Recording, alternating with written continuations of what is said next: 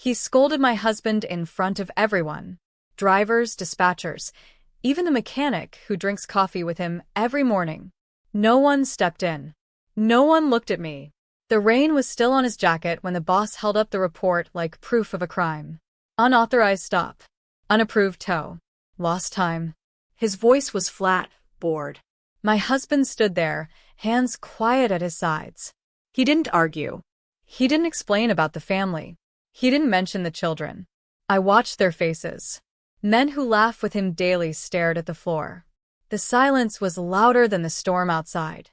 My husband has driven for the company for 12 years. Long enough to know every shortcut between states. Long enough to memorize the sound of the engine when it's about to fail. Long enough to believe loyalty meant something. The boss didn't yell that day. That would have been easier to fight. He spoke calmly, like he was explaining a simple rule to a child. Deadlines matter. We are not a charity. The other drivers stood in a half circle. Some shifted their weight. One of them coughed into his fist. No one said the obvious thing. That the highway was flooded. That the family had 2 small kids. That the tow took less than 40 minutes. My husband tried once. They were stranded in the storm. The boss didn't even look at him. And that is unfortunate. But not our problem. It was the way he said it. Clean. Final. I stood near the vending machines, holding his thermos. I had come to bring him dry clothes because the rain had been so bad. I hadn't planned to witness this. After the meeting, the boss handed him a written warning. First strike. Loss of safety bonus for the month. Suspension without pay for 3 days. 3 days might not sound like much. But we count everything in this house. Groceries. Fuel. The small envelope for our daughter's school trip. 3 days matters. When we walked out, the mechanic finally spoke. Tough break. That was it. Tough break. That night, my husband dried his boots by the heater and didn't say much. He never complains about work. He believes in doing the job, coming home, keeping his head down. I asked him why he didn't explain more. He shrugged. He already decided. And that was true. The punishment had been prepared before the meeting started. The report printed. The form signed. The conversation was just theater. 2 days later, the boss sent a company-wide message reminding drivers that any personal detours would lead to termination. The word personal sat heavy on the screen. It wasn't personal. It was human. I saw the way the other drivers reacted. They started leaving stranded cars behind. One of them told my husband he drove past a broken-down van with hazard lights blinking. Not worth the risk, he said. The culture shifted fast. People learned the lesson. At the grocery store that week, I calculated everything twice. I put back a box of cereal our daughter likes. My husband noticed, but didn't comment. On the 3rd unpaid day, he washed the truck in our driveway. It wasn't required. He just needed to move. I shouldn't have stopped, he said finally, not looking at me. I didn't answer right away. I knew what he meant. Not that the family didn't deserve help. But that kindness had a cost here. That evening, dispatch called.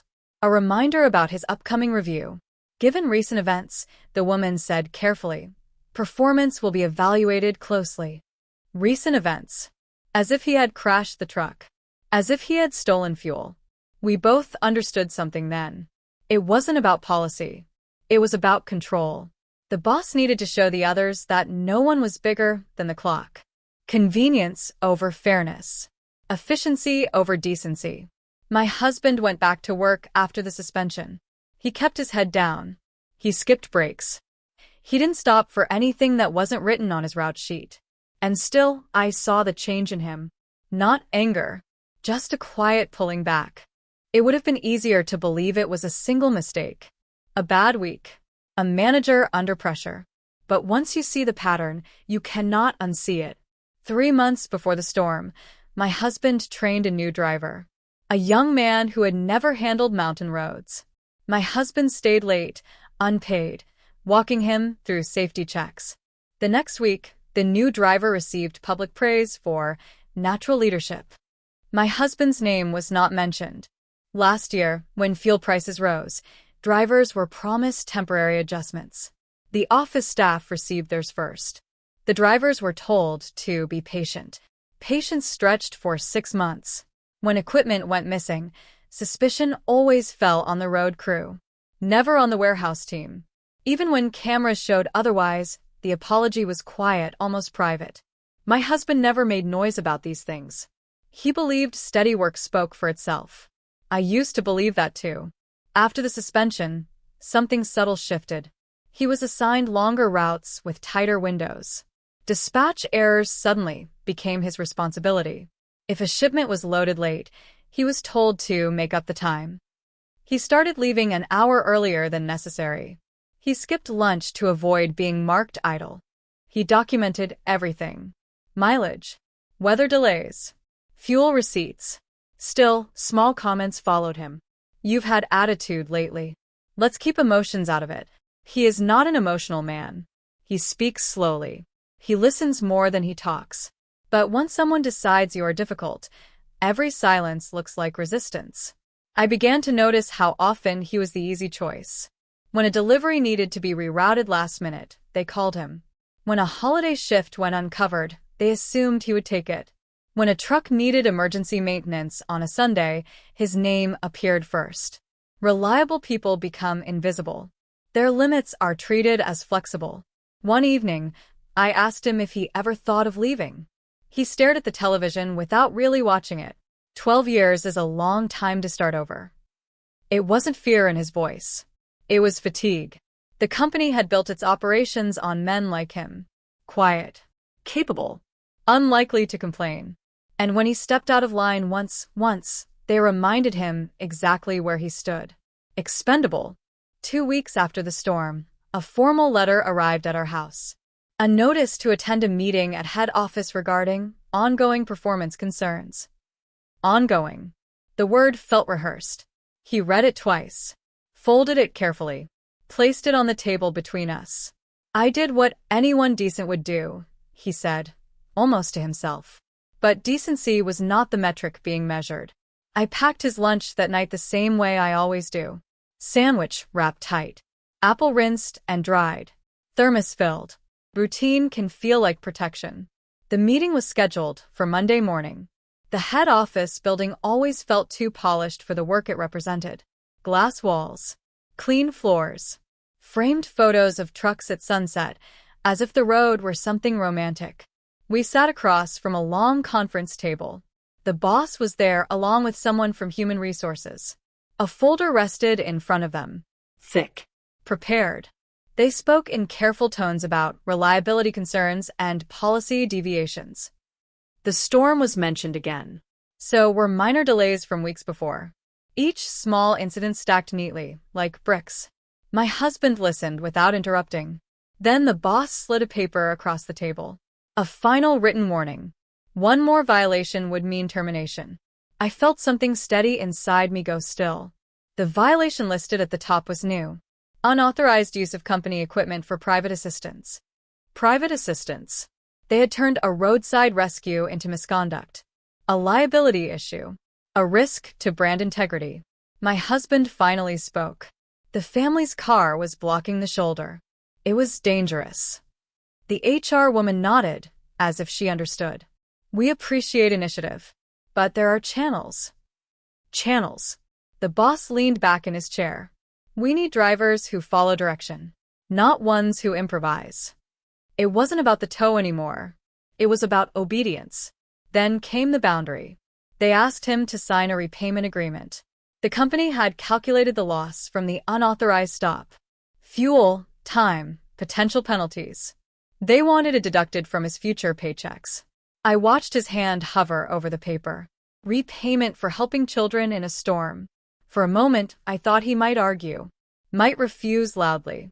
Might remind them of his record, his years, his clean safety history. He didn't. He set the pen down. "I won't sign that," he said quietly. No anger. No raised voice. Just a line drawn. The room shifted. The boss's jaw tightened. The HR woman scribbled a note. "Then we'll review your position," the boss replied. Review. We left the building without another word. In the parking lot, my husband stood beside his truck and looked at the sky. Clear now. Blue and open. "I'm done asking them to see me," he said. It wasn't resignation. It was release. The call came on Thursday. His position was under formal review pending investigation into policy violations. He was placed on unpaid administrative leave effective immediately. No shouting. No accusations. Just a controlled tone and a follow-up email. My husband thanked them for the information. That was all. He did not call anyone from work. He did not send messages explaining his side. He parked the truck in the company lot and handed in his fuel card. At home, he organized his records. Every route, every maintenance log, every message from dispatch asking him to adjust times beyond legal limits. He printed copies and placed them in a neat stack. Then he contacted a labor attorney. We did not announce it. We did not threaten. We simply responded. A week later, the company received a formal request for documentation. Route assignments, payroll deductions, internal safety policies, communication logs. Silence from their sides stretched longer this time. 2 more drivers reached out quietly. They had similar warnings. Similar repayment forms. One had already signed. Word travels differently when it isn't loud. The investigation widened.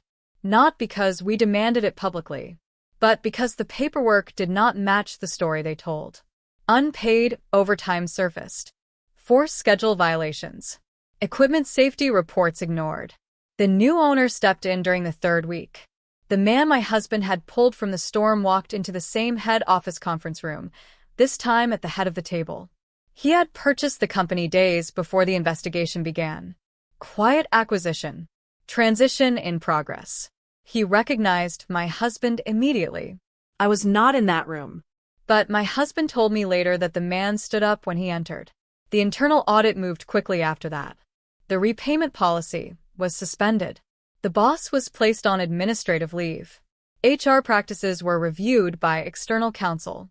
My husband was offered reinstatement with back pay, a written apology, a revised contract. He read the letter carefully. Then he declined the reinstatement. No speech.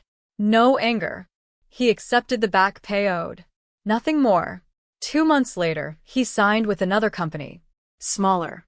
Clear policies. Written protections. We still count everything in this house. But the air feels different. He drives the same highways. He just no longer belongs to people who confuse control with leadership. And I no longer wait for anyone to intervene. We move forward quietly.